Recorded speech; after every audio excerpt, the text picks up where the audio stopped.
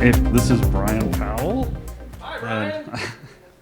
Hard to introduce. So he has decades of intimate familiarity with LabVIEW and everything that we as developers can do wrong.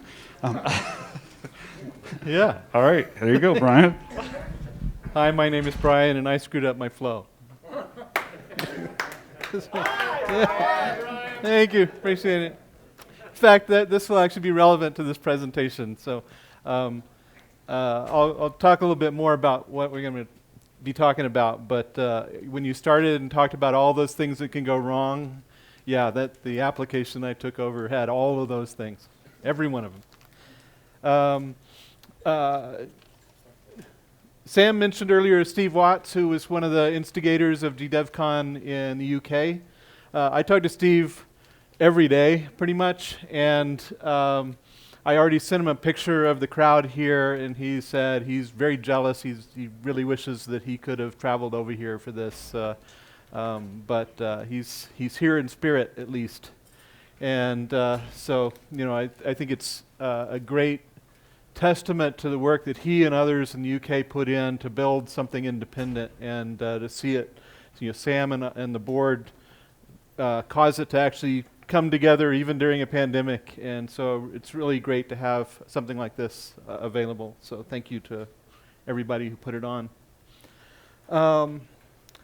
Yeah, applause. So my presentation is going to be talking about one of my regrets of a project. I went into this project with a very strong opinion about how should I approach it. And over time, those feelings were less strongly held at the end than at the very beginning. And so I'm going to be talking some about that. But first, our giants are female. So I actually picked out somebody to highlight on our giants are female, and she helped design the first mini computer at MIT. But then she went off and became a lawyer and spent 40 years being a lawyer. And I said, no, that's not really who I want to highlight here. So along the way, I found this other woman named Elsie Schutt, and she was a early programmer in the 1950s. In fact, a lot of women were there were more women programmers in the early days of computing than men. She was at Aberdeen Proving Ground, she was at Raytheon, and then she got pregnant and was forced by Massachusetts law to quit. They also wouldn't let her work part-time.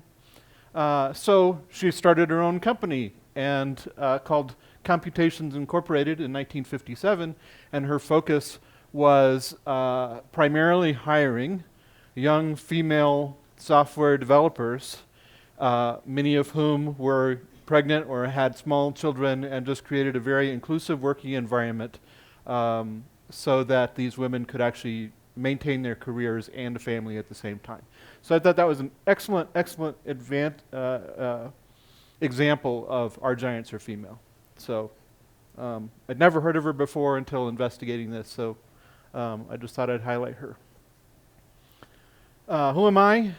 I have my own software consulting company, but I worked at NI for 26 years, from LabVIEW 1.1 was shipping when I first joined. I was hired to help rewrite LabVIEW, and I know Eric is going to be talking about NXG. You know, I've rewritten LabVIEW in LabVIEW 2, LabVIEW 5, LabVIEW 8. So I know what it takes to rewrite LabVIEW because we've done it before. So I know what was going to happen with NXG, but you know. I'm a CLA, I'm a LabVIEW champion, I'm a CPI instructor, and I have a computer science degree. So that's who I am. I'm very passionate about, I didn't mention it on here, so I've also, after I left NI, I worked in healthcare for almost 4 years as a director of engineering. I worked at a local startup in the insurance world, whereas VP of engineering, and as part of that, it's like I very strongly care about how you put together software teams, how you have processes that support them and don't get in their way. I'm very passionate about the people management side of things and how all of this comes together. So on top of all the LabVIEW stuff, I'm very passionate about the people side as well. Okay, so here's my scenario. So you're given a LabVIEW application to update. This is a LabVIEW 5 application using traditional DAC. We'll get into some of the details in a moment. And so you've got and you basically have to update it. You have free reign to do whatever you need to the code. It just has to replace the old system exactly the way that the way the old system behaved. So I want to open this up for discussion because I'm going to talk about some of my decisions, but I'm kind of interested in how you might have decided something different, maybe earlier than I did, and kind of what your thought processes would be. And I'll talk about some of my thought processes as well. So that's the goal of this presentation, is to kind of, let's all think about this problem together, and then maybe we can all learn something from how we could do situations like this better in the future. Because this is actually very common. I mean, how many people have ever had to take a LabVIEW 5 era application and update it to something modern? Yeah, half the room is raising their hand. This is not an uncommon scenario. Okay, so here's the application. It was and I'm not going to mention the customer. I haven't really run it by them so I'm not going to really talk about what it is, but in detail. But it was a counter timer application. It was a component that was talking to other PLCs and some other software, and I wasn't touching any of the PLCs. I wasn't touching any other software. I'm just got these what are called trigger units that use these counter timer boards. It was 3 PXI 6602s, which is still sold by NI, but is mature, meaning don't use it for any new designs. Each of the boards, each PXI chassis, there were 2 PXI chassis, they were nearly identical. They would get about 20 timed input signals, and based on those input signals, some of which you're measuring, like pulse to pulse, rising edge to rising edge times. Some of it is based on the timing of input signals, you generate an output signal. So that's, common counter timer kind of application. So example, generate a pulse 5 microseconds after the rising edge of an input. Measure the time between 2 rising edges. Generate an output clock frequency at frequency in, and then when a certain signal shows up, change this clock to frequency in over 4. Right. Those are kinds of applications, kinds of timer configurations that I was doing in this system. Right. Any questions on any of that? Okay. So as I mentioned, it was originally a LabVIEW 5 traditional DAC application. It used NetDDE. Fortunately, I didn't have to deal with that because somebody had come along later and upgraded it to LabVIEW 8.2, hadn't changed any of the structure of the programming except that they did replace NetDDE with DataSocket. And so DataSocket was their communications flow. It ran on Windows XP. That's actually the motivating factor for updating anything, is that they no longer wanted to support Windows XP without Microsoft support. Microsoft didn't support it. Documentation of the system. They wrote it last year, actually. They wrote the documentation. One of the experts in the system basically sat down and wrote about 40 to 50 page document that described a little bit about how the system worked and a little bit about how the software worked. It was very thorough. It was very dense. There was one paragraph that I read several hundred times to try to understand how some of the frequency shift happened, where you have a counter going to a counter going to a counter, and certain signals cause certain things to happen. And the information was there and complete, and it just took me a long time to really understand, okay, how does this work? And so, that's the kind of the example of the application. It was, I would say, close to 100% correct, the documentation, but it was not. It was probably only like 90% complete. I just didn't know whether it was 90% complete. I didn't know what was missing. There were certain things that I wished I knew that I could not get out of this document. I could talk to some of the experts of the system and get some of the information, but again, they're trying to remember how it was really built. The devil's in the details. Well, the details were forgotten 20 years ago. No test procedures. So that also didn't help.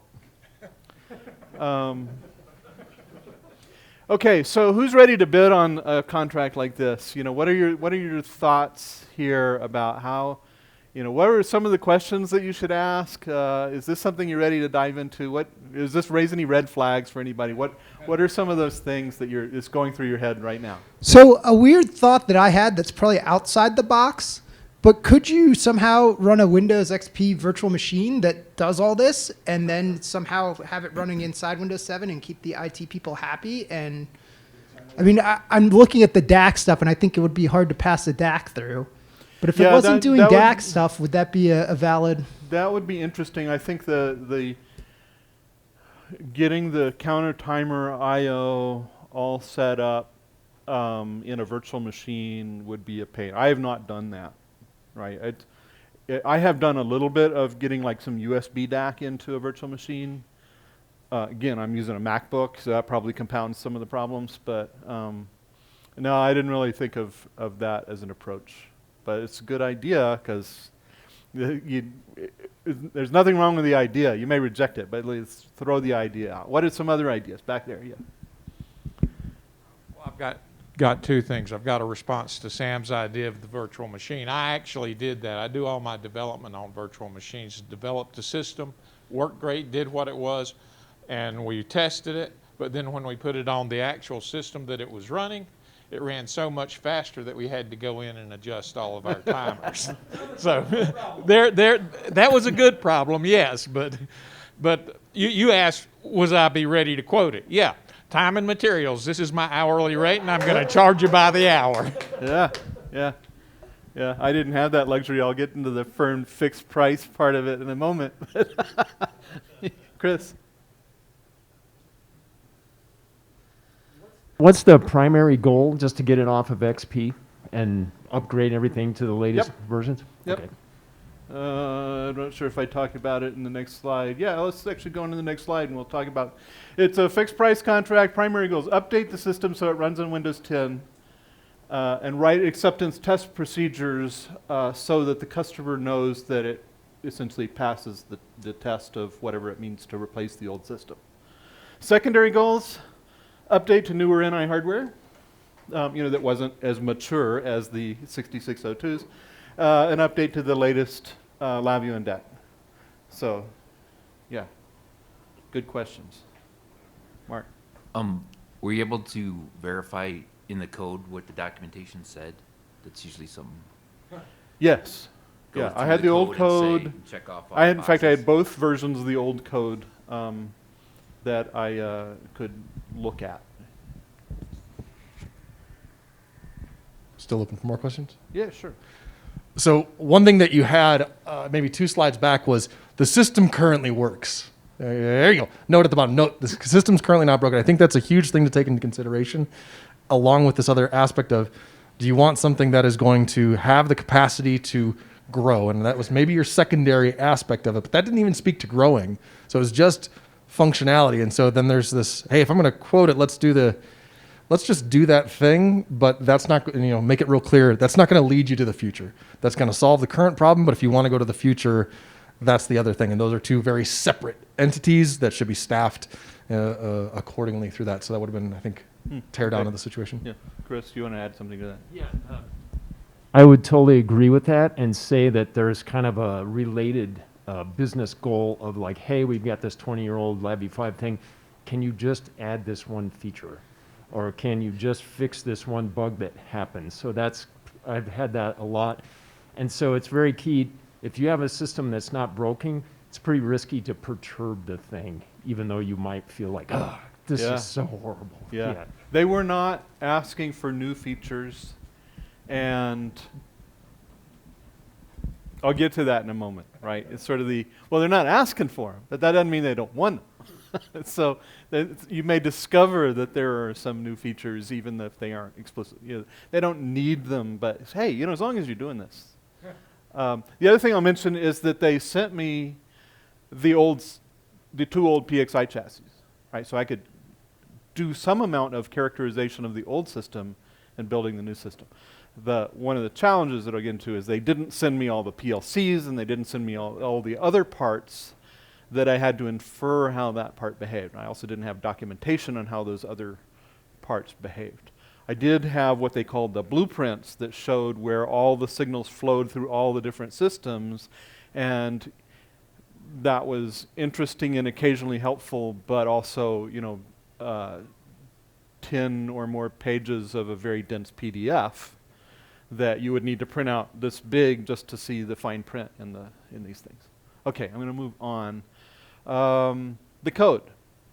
Outdated LabVIEW 5 programming style. And that is not denigrating the original developer. It was, typical LabVIEW 5 programming style. It was not a state machine. It did have some flow. It was kind of like the NI state machine is not, the NI simple state machine is not a state machine. It was kind of like that.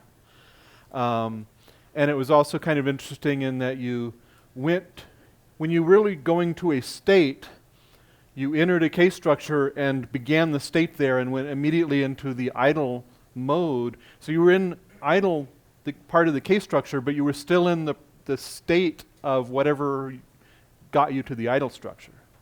So, like set up the counters was a state, and you'd set up the counters and then immediately went into the idle state. So the idle state was always used for every mode that you're in, and so it was kind of weird then to figure out, well, what should happen next, because that was the responsibility, the idle case, to figure out what to do next. And so that's where a lot of this conflation of what mode am I in and what should I do was all put into this very large, definitely not 500 by 300 case structure. An example, like setting up the digital lines, was a 67 case structure which called NI, it was counter config, I guess, traditional DAC counter config, where you have to wire in things like, if you have 32-bit ports, the first time you touch a port, you have to set the bit mask of what are inputs and what are outputs, and then like, what is my board number, what is my line number, and you just loop through that 67 times, calling counter config in each one of those cases and changing a few of those little inputs as you go along. So that all got replaced with, NI DAC MX, set up the counter. It's just very, whatever the create task is. I mentioned this sort of an overall event handler. Lots and lots of duplicated code. So two nearly identical PXI chassis. And in fact, really the only difference in the PXI chassis was the signals wired into them. And so the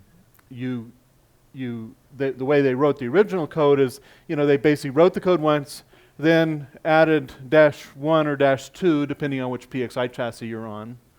And there's actually two different modes. There's sort of this test mode where you can operate without the PLCs, and then the real mode where you're operating with the PLCs. And so that was just take the big case structure of how the system behaves and then duplicate all of that. So all of its nested case structures and loops inside of it were all duplicated. And that behavior was very, very similar. It's basically whether you looked at the digital inputs or whether you looked at buttons on the front panel. So again, this is probably not good LabVIEW 5 coding style. This is, I let some of this slide. This is sort of like, yeah, we're gonna solve this problem. So my thought was, well, actually, let me open it up for you. So the question is kind of, should I refactor this or should I rewrite it from scratch? And so how would you make that decision? What are some of the thoughts that would go through your mind if you're deciding, do I keep the old code? It's got some of those problems I just mentioned. What approach would you take to starting on a new version of this? Stephen. The first question is, what's the complexity? What's the complexity of the business logic? I mean, if it's if the whole system is a fairly simple GPIB command response thing that we roll modern versions of all the time, you could step back and say, look, I can write this from scratch. We have all the tools already built. It's a snap together Lego project practically. Mm-hmm. I'm just going to chunk the old code. But if they have sophisticated business logic of on this rising signal, trigger this event, and on this falling signal, trigger this one, and when they occur simultaneously, do this third logic, that's accreted functionality over the years that's very hard to replicate, especially if it's been thoroughly debugged and is working the way they want. So at that point, you're like, preserve as much business logic as I can while changing the penumbra. Great question, great comment there. There's two levels of the business logic. One is in the counter configuration themselves, right? It's I've got this counter 1 feeding its output into counter 2, which is feeding its output into counter 3, and that's where a lot of the precision timing is done, and where the critical part of the application is. Then there's this higher level of, am I in the system test mode? Am I in the PLC mode? Am I ready to set up everything to? It's basically a one-shot kind of event. Basically set everything up. This event happens. All the inputs and outputs are processed, and then you get answers out of the end. And some of the answers are digital signals, and some of them are timing values that are sent to a HMI. And so there's two levels, and I think that sometimes those are in conflict with each other. Alan, you had a question.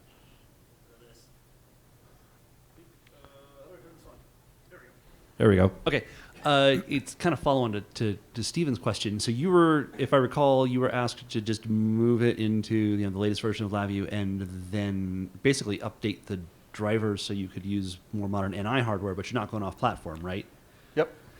So it comes down to how easily can you isolate the DAC code, because that's the only thing you've been asked to change.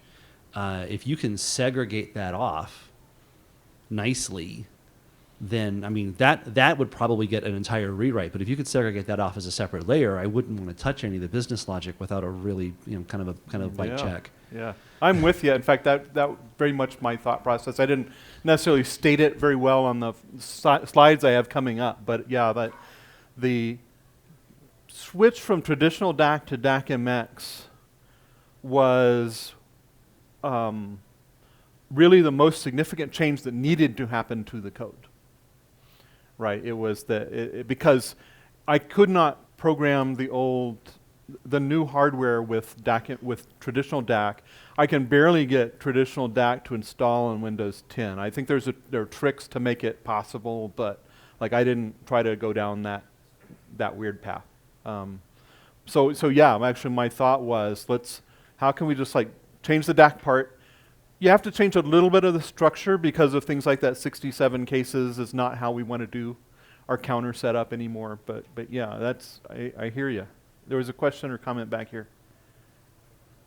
Nope. Okay. Any other comments or questions? Okay.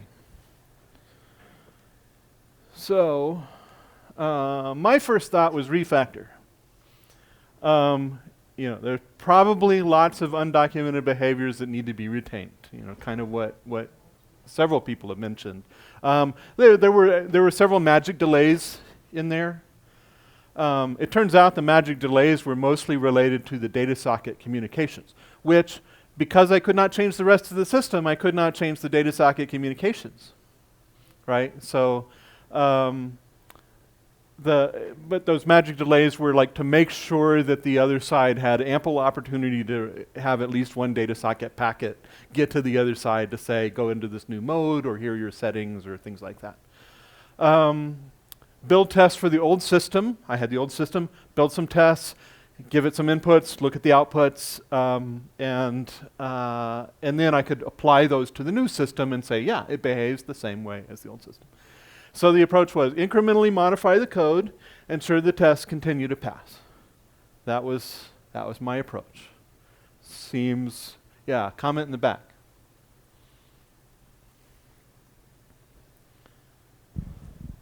How much did you need to answer the question in like a duality sense, either rewrite or refactor from the day one versus start from here and maybe change the answer as you progress in the project?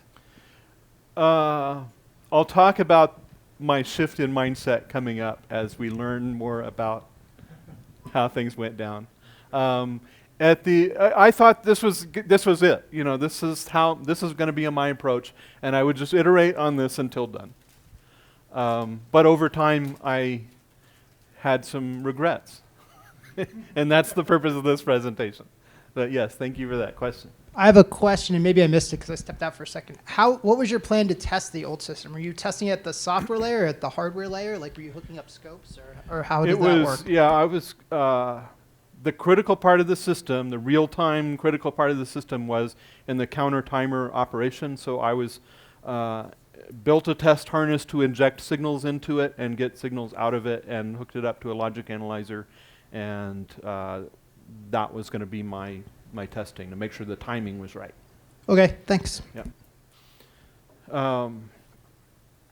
Okay. There was plenty of early success.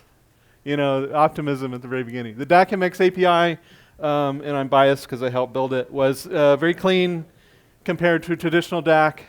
Traditional DAC, how many of you have ever used traditional DAC? Oh, that's too bad that so many people raised their hand. But you, yeah. Well, things like counter config, which is this one VI that takes an enumeration with, I don't know, 40 or 50 possible values of the enumeration. And then there's the, numeric input that may or may not apply to particular things in that 40 or 50 possible things you can set. And there's probably some Boolean inputs and other things like that. And so you have to know which inputs mean what depending on what enumeration you wire into counter config. DACMX was a whole lot better. The cleanup, so, like the 67 cases became a few VIs, a few DACMX API calls wired together. There are things like you look at the status Boolean in an error case structure and then wire that to a case structure. Well, you can just get rid of that and just wire it straight to the case structure now. And I don't know if anybody's fixed it, but the common case is that there's like a status wired to the error input, and when you remove the status, your true and false cases are the wrong sense, that false becomes the error case, and you really want false to be the non-error case. So somebody ought to tell the LabVIEW R&D team to go change that default. It would save probably a lot of programming errors where you actually forget to change, make this case error or no error.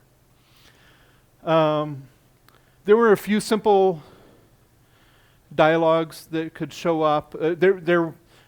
This was not the main HMI for the system, but it did have its own front panel that showed on these trigger units. And so there were a few dialogues. And so I cleaned up a little bit of the, changed a few polling while loops and turned them into, like just monitor for keyboard or like button changes and things like that. So a little bit of cleanup there.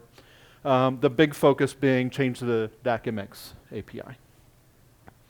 Then the plan failed, or started to fail. The wheel started to come off.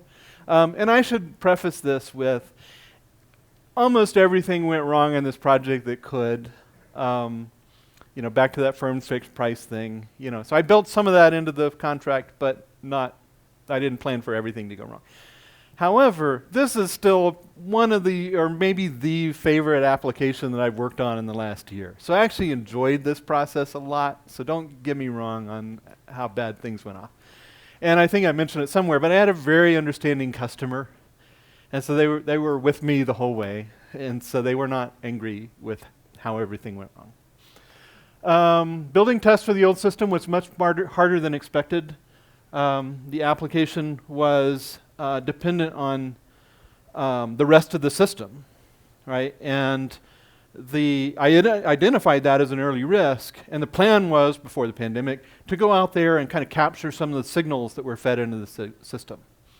The pandemic happened, travel got canceled, and we decided, we'll make do without.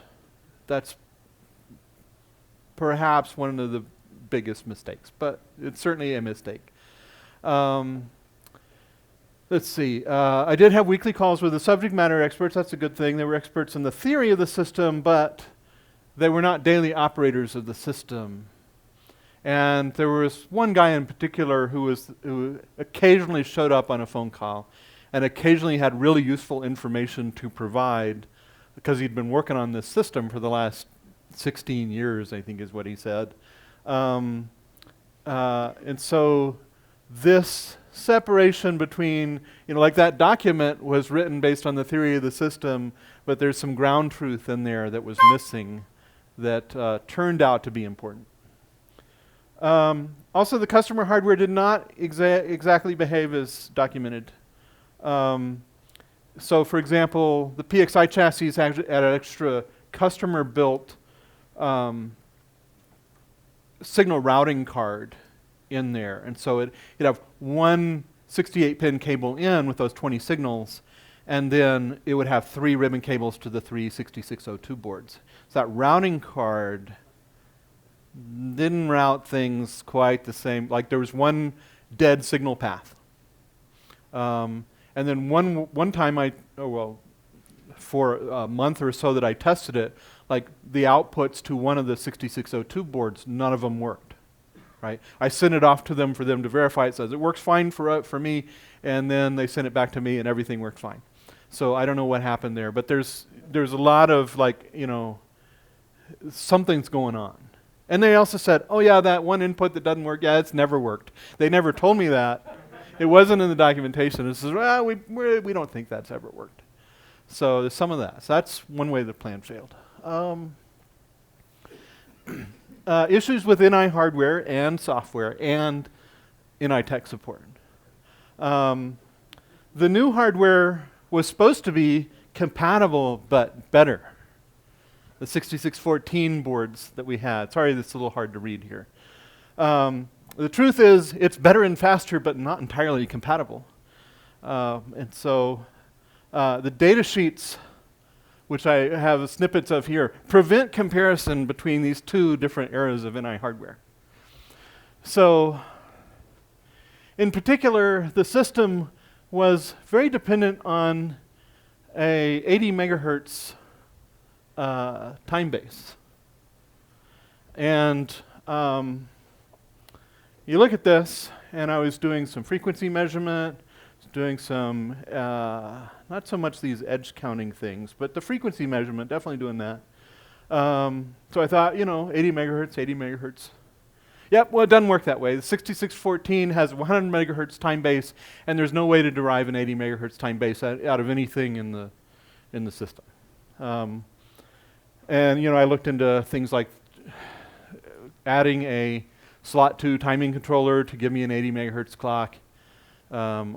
Yes, Chris, go ahead and. Couldn't you just fix that in software? Couldn't I just?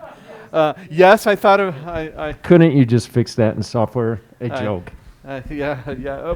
Well, I was desperate, so I thought about ways of can we just round this 100 megahertz clock to 80 megahertz? And we're only off by a few nanoseconds when you're talking about ticks. So is that plausible?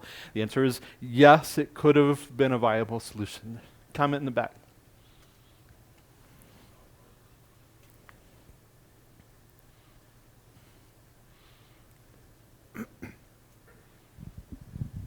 On a more serious note, can't you just use the clock on the PXI chassis? There's an 80 megahertz clock there. No, I looked into that as well, and I don't remember why that wouldn't work for me, but no. And I believe that it may come down to which one of these inputs that I had to use as a source time for the frequency shift keying, which I'll get to in a moment. But there was some way that clock I couldn't route to where I needed it to go. So yeah, I looked into that too. I think that the slot 2 timing controller was one of the viable solutions, but I don't think, one, the customer didn't really want to add yet another expensive card. And then and we also looked at FPGA, replacing all 3 of these boards with an FPGA, because actually the application lends itself towards the simple, I'm looking for this event to happen and I want to then do some stuff in subsequent clock cycles. The price of the flex of not the R series board that we would have used, probably a wash on the 3, 1 versus 3. They would have lost some redundancy because they've got 3. One of the things I don't mention, the reason they have 2 PXI chassis and 3 counter timer boards each is there's actually 6-fold redundancy in this system, where if certain signals don't come in, if certain hardware fails, that they still get certain output triggers sent to their device under test. A lot of things have to fail for them to not get a trigger to do some very important things in this system. And so FPGA would have lost some of that redundancy unless we'd tripled up on FPGA cards. Okay, so when this happened, we decided, I basically proposed several of these solutions to the customer, and they said, and I should mention, so the HMI assumed an 80 megahertz time base. The HMI was sending tick values, counter tick values, like, wait 110 ticks to the trigger units to tell them what to do. And so the HMI assumed 80 megahertz time base. One of the proposals was kind of what Chris said of can't you fix it in software, is I could just convert those 80 megahertz 12.5 nanosecond ticks into 10 nanosecond ticks and round off and it'll be fine, right? And that was one of the things we talked about. But they basically said, well, we actually want to update the HMI so it's not running on Windows XP, so let's expand the scope of this project where you get to rewrite a little bit more. And so they added some money to the project and they said, let's do this, all of it. And so that seemed attractive. So I did that. We went ahead with that solution. So this was a turning point. So we added time. We added money, thank you. That also let me replace DataSocket and its whole approach with, I used MQTT. I used Francois Normandin's MQTT library. I recommend it. It's worked very solid. And that allowed me to replace, so the DataSocket was just basically every quarter or half second, depending on what loop you're in, send out DataSocket values from both sides. The HMI talking to the trigger units, so on. So there's like a watchdog, there's what mode you're supposed to be in, there's what state within each mode that you're supposed to be in, and that's just constantly rebroadcast. If there's an error, it's constantly rebroadcast, so on. So MQTT, if you're not familiar with it, is a more of a message-based architecture, and so that I could just I could tell it to enter the mode and only tell it once, and I could confirm that it received that and simplify the communications. Right. This is where, in retrospect, I should have abandoned the approach that Alan and I chose at the beginning of just changing DAC, and it's like, oh, let's actually start re-architecting instead, and let's make this a more intentional flow to the system instead of depending on just like, oh, I'm supposed to be in the system testing mode. Am I still in the testing mode? Yes, I am. So don't do anything. I should have turned it more into like, I'm only told once to enter this mode, and I'm just going to stay there. Right. So that's where my thought was. I'm going to still refactor my way into that, when I really should have okay, this is a time to stop and rewrite everything. But I didn't recognize it at the time. Like I said, I just thought I'd keep inserting changes gently instead of aggressively rewritten, right? Okay, more about how the plan failed. Issues with NI hardware, software, and support. The translation to DAC-MX was mostly easy, except when it wasn't. Challenge is very few people at NI know anything at all about traditional DAC. And they're very hard to get to. Norm tried to help me get to some of them, and I appreciate it, but you know, things had to take time. So it took 73 days, not that I was counting, for NI tech support to figure out one specific frequency shift keying clock error or clock issue where I had to divide the clocks for the frequency shift keying, and so you can divide them into like 50 or 25 or 12 and a half. And I was basically seeing half the clock rate that I expected until I found some magic setting that let it operate what I would say correctly. And so this was sort of, the new hardware was actually appearing to operate slower than the old hardware, and the customer wasn't happy about that. And so that again, you know, should we go back to the old hardware? What should we do about this? Is there a way to make traditional DAC work? You know, all these other things that throw a wrench in the work. I will say, like FSK is something that's a very different approach in DAC-MX. If you search for FSK and in like Google, you search for FSK, DAC-MX, 6614, etc., you will find nothing. You will find approximately nothing. But fortunately, one of the NI people, Leonard Nava, who's down in New Mexico, he's like a field field applications engineer. Thanks for knowing the title. He found this thing, FSK with X series in DAC-MX. This has some magic in it that uses DAC-MX change detection events, which were a new DAC-MX concept, and solved most of my problem except for this thing that took an additional 73 days. So that was sort of another wrench in the works. Okay, thank you. So the net impact of that is that I actually spent a whole lot of time debugging individual counter behavior as opposed to system behavior, right? The original plan was like, characterize the old system, what are these 20 input signals, what are the output signals, etc. But I couldn't get the individual counters to do what I expected it to do because of issues with DAC-MX and in the translation from traditional DAC.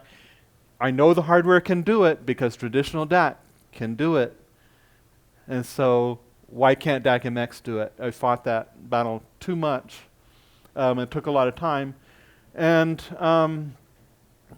all the workarounds that I thought of, you know, that took a lot of time. Let's come up with what is our plan B and plan C and D and E and F, put that in front of the customer, and so on. So as I mentioned, the customer is very understanding. It helped me make the design decisions that I ended up making. Regrets. So number one reason to refactor, probably lots of undocumented behaviors that need to be retained, right? The magic delays, for example. And so that's where, over time, refactor became untenable precisely because of the undocumented behavior that I was retaining, right? Once I had ability to change the HMI, that is really what's injecting things like the mode and the state that I should be in, that's where I don't want any of that undocumented behavior. I want to know that if I am entering this mode, that I really enter this mode and I do it correctly. And if I enter this state, that I do it correctly. And if I send these values to it, that they get there and that it's properly managed on the other side of the communications. And so that is where, like, this happened over the course of months. Right now you're seeing it in the course of minutes, so it's much more obvious now, but that's where it's like, I should have thrown out the code and rewritten it and been more intentional and used, you know, some of the stuff that Norm and Darren talked about to be like, here's there's an actual brain somewhere. Doesn't necessarily have to be in TLB prime. It could actually be wrapped around DQMH. And that is being more explicit and intentional about the behavior of the system. So that was, in retrospect, one of the big changes that happened. And that was not available to me until we expanded scope to include the HMI.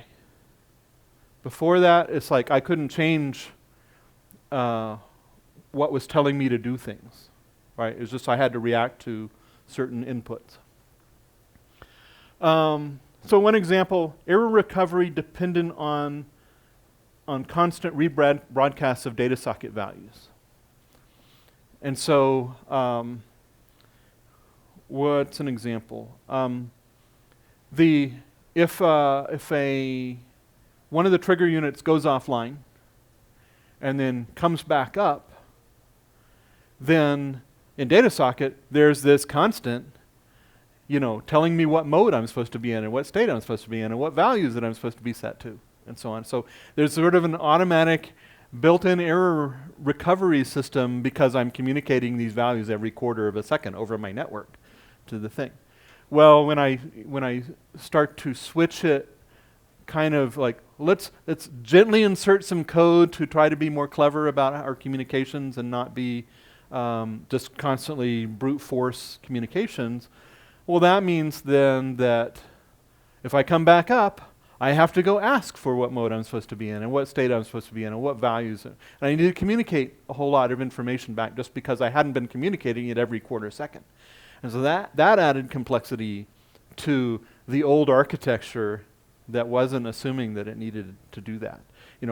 Coming back up alive again on the network should be one of the possible states that should be handled by the system. Yes, Alan.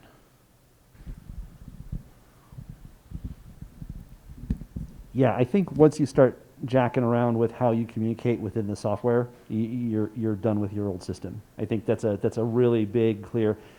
When you're in the middle of it, I don't know that I think I could have found myself in the exact same place you were. Outside, hindsight, the way you're talking about it, I think that's a serious flag. Once you're talking about how your software modules talk to each other, and you're talking about changing that and that paradigm, you're done. Start over. I think that's a pretty good rule for us to take out of this presentation. Yeah, well, and let me remind you, this is a fixed price contract that is over the originally planned schedule. Yeah, yeah. Wasn't a possibility in this case to do time. I mean, we actually tried that at the very beginning, and this no, we're not going to do time and materials. But yes, you're exactly right.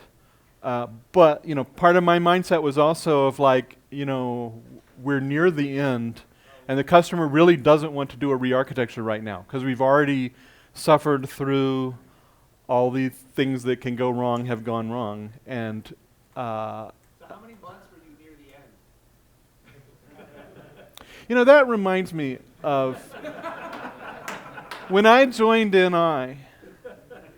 We were 6 months away from releasing LabVIEW 2.0.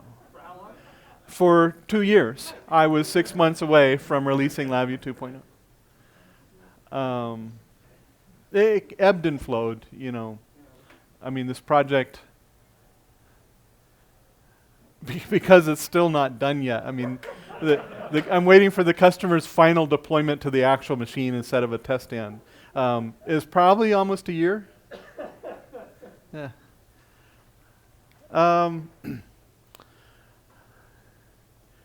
Yeah, so I did actually start to introduce some event-driven programming. And this is sort of like, well, how far do I go? And one of my regrets is that I didn't do the full re-architecture. I made it a lot better, but I still feel like I could have done a better job. This is the other thing that was going through my mind here is like, 20 years from now, there's going to be another LabVIEW developer that's working on this thing, and they're going to blame me for what I left in place. And that was sort of like, I should go, even though it wasn't really covered by this contract, is like, there's some parts of this that I really just need to clean up and make a little bit more event-driven than the way it has been. And so I actually spent some time doing that. If I'd had more time, if I were doing time and materials and they had an unlimited budget, I would have done a whole lot more. and really re-architected. But I didn't, I just tried to make it as good as I can with the time that I had. So, lessons learned. I still believe Refactor was a plausible place to start. I was wrong, but I think it was plausible. How many people agree with that or disagree? Who agrees with it? Okay. Who disagrees? Would have refactored from or re-architected from the beginning? Okay.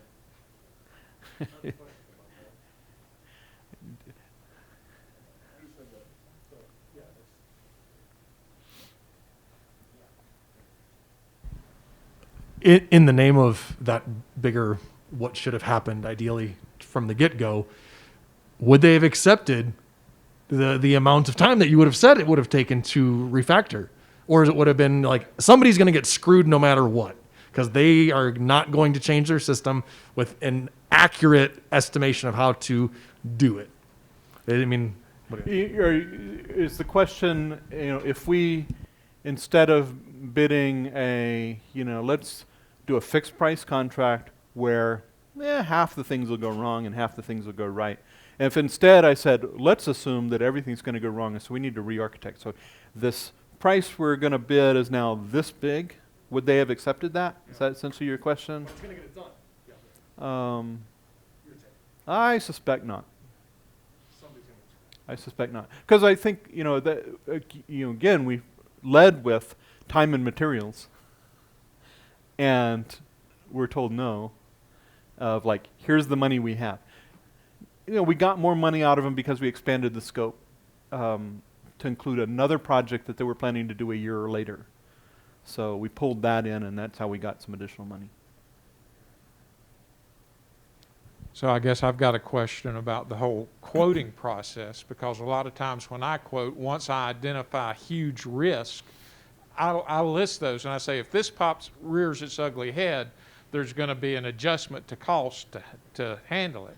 Was your customer willing to accept that? Yep, to some extent. So things like the issues with the counter timer boards and not behaving as well as they did in traditional DAC, that was where they expanded, said, okay, we'll put in a little bit more money for this because you're having to fight these battles. And they saw that, every week I'm still haven't heard from NI, and here's what my latest thoughts are on a workaround. Or the HMI thing is another thing. So yes, very understanding customer. I'm very appreciative of that. I'll get to, Stephen. Do you know how much total development time went into the application originally? Because that would be a part of how I would bid it. I've done a couple of things, that are near rewrites on various things. And if you can find out, it was in development for 10 years and there were 8 developers on it, some significant portion of that should probably be your time needed to replicate it. That's a great point. I have no idea, but I suspect it was probably one developer. I've seen one developer's name in the code in some comments. I don't know that person, so I can't vouch for them or anything like that, or what their abilities, other than by observing their code. And I really had no idea whether it was like a 1-year project, it was a 3-month project, or it was a 5-year project, etc. I have no clue. But it's a good point of if you do know that, that's valuable information.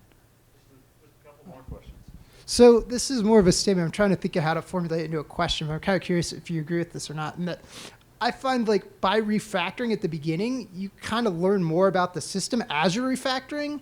Yeah. And then, because if you just rewrite it from scratch, you still have to take the time to learn about the system. Yep. So is it maybe worth starting out with refactoring in mind, and then when you get to a certain point, making the changeover and the decision to that's rewrite? a very good point, Sam.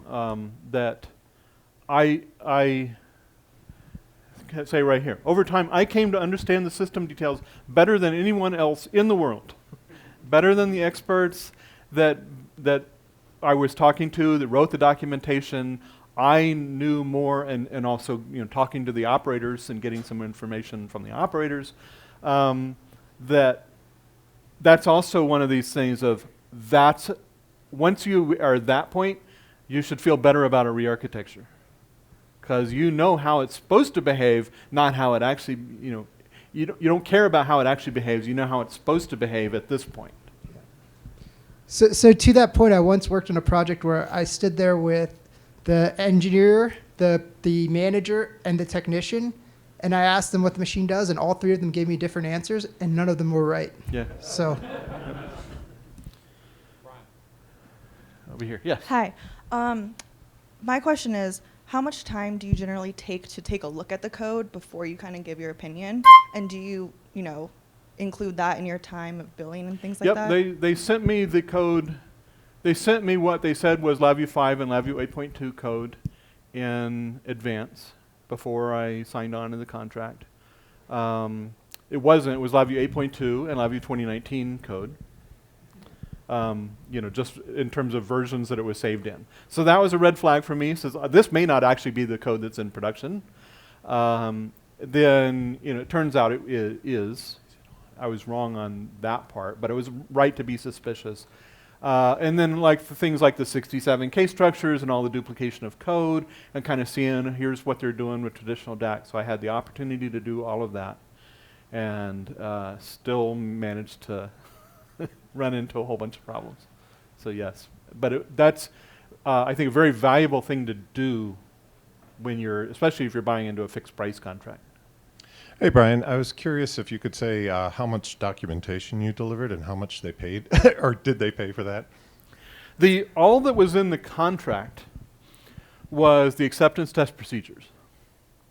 What I also delivered was essentially, typically when I deliver software, it's like, here's how you set it up, here's how you operate it, and here's kind of the theory of operation. So not really trying to get into, VI by VI behavior, but more of just sort of, here's how the system works. So I have a version of that. And there was some other documentation that I also created. So it wasn't one of these needed to be over documented because they didn't actually build that into the contract, but I did deliver some. And it was not, because I kind of delivered more of a refactor than a re-architecture, a lot of what they had before still applies. There's still the same modes, the same states, the same values. They're communicated a little bit differently. Things like data socket, there's certain setup a little bit differently that's not data socket, MQTT, et cetera. So that's the kind of documentation I added. Okay, just to wrap up, I want to give some huge thanks. So huge thanks to my customer, first of all. NI Counter Time Reforms has a guy named Kevin Price. Anybody know Kevin Price? Okay, he is a savior for anybody on the counter timer forums. He knows more about NI counter timers than NI does, and was very helpful with answers along the way, and he would respond within a day on just about anything that I posted. And I posted, 5 different times with 5 different issues. Sierra Peaks, some of the people I was working with that helped me get this contract, so Tim Brooks, some of you know, appreciate them. From NI, David Banal is always just kind of, when things started to fall apart with the new hardware behaving worse than the slow hardware, he was like, how can we make this right for the customer? And so he was always on my side. And even though he wasn't involved in this contract, I just stayed in touch with him because he knows the customer. And Leonard Nava that I mentioned, Senior Technical Representative is actually his title. And Aaron Long, who's I think no longer at NI, but a field AE. But he, both Leonard and Aaron came up with miraculous saves at various parts of this project of, hey, I think this is how you can program these counter timers to solve the current issue that you're seeing. So very appreciative to that. And whoever nameless person in R&D finally got the answer after 73 days. I don't know who that was. Thank you to them. And I think that's it. So I don't know how much, if we have any time for any follow-up questions, but I'll be around. And thank you very much. I hope this was educational, but I enjoyed giving it.